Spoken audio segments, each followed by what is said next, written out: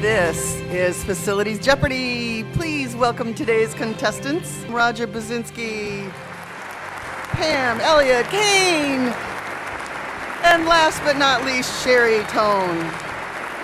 And now, finally, welcome our host for today's Facilities and Jeopardy session. Move over, Alex Trebek, and make way for Sightline's Vice President, Jim Kademas. Thank you. And so let's take a look at the categories. The first category is called Act Your Age. It's about age profile and the aging campus. So we're ready to get started. Roger, you're the first up, and for the $100 question.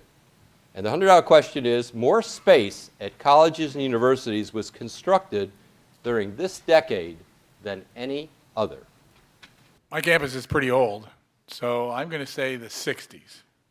That's What correct. is the 60s? That is correct. In fact, if you look at this graphic, we've plotted every space, every building on our database, so this is 1 billion square feet across the country, in terms of when it was built. And you can see from 1955 to 1975, about 40% of all space on college campuses in the United States was built during that time frame. And all that space will, in fact, turn 50 years old in the next 10 years if it hasn't been renovated. And then from 1995 to about 2009, we sort of did it all over again, right? We built another wave of space. And this is why many of the CFOs in the room are feeling the pressures here and the facilities pressures, because that first wave is the keep-up wave, right? And the second wave is the catch-up wave, and the second wave is the keep-up wave. And so you've got old buildings and new buildings to take care of at the same time. So, Roger, excellent. Let's go to question for the $500 question. The age at which most major building components begin to come due for replacement or repair.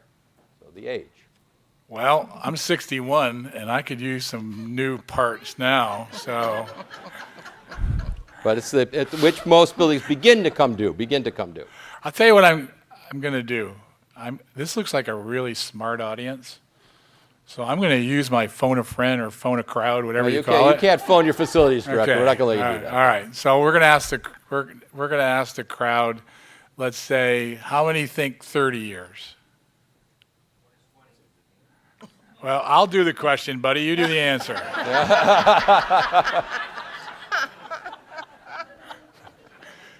Can we try that again? All right. What is 20 years? Are you feeling better? Okay. Okay. What is 30 years? Okay. What is 40 years? What is 20 years, Jim? I think we'll accept that answer. The answer, according to our database, is about 25 years.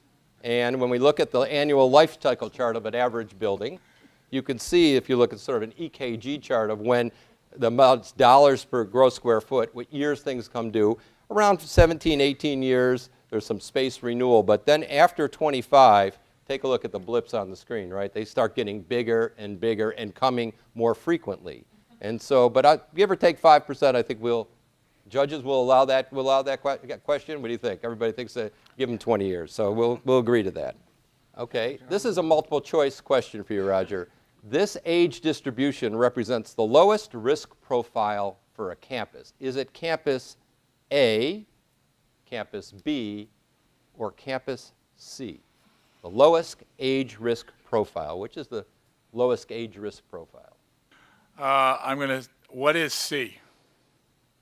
That's incorrect according to our database. I think it's maybe what is B, right? Because campus B has a more balanced profile. And while C may be favorable because it's got younger space, it's all going to come due at the same time. Now, I want to show you a slide from Millersville to show the audience. Now, Millersville, as you can see from construction age, 12% of its space was constructed less than 25 years ago. Almost 88% of its space was constructed as 25 years old or construction age. But when we look at renovations and begin to apply renovation criteria, where more than 50% of the replacement value has been renovated in the major building components, now it's 50-50. About 51% under 25 years old.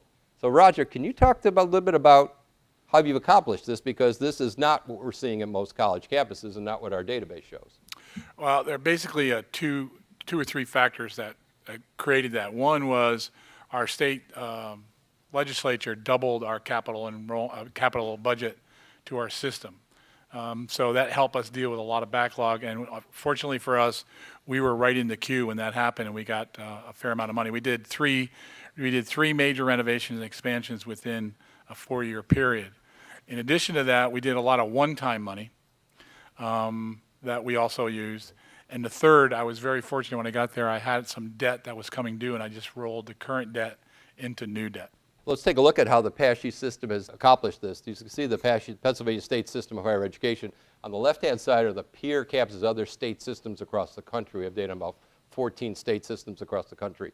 And then at the PASHE system, and you can see that through a combination of demolition and replacement, renovation, some additional state funding, back in 2003, the PASHE system looked a little like everybody else, in fact, even worse off.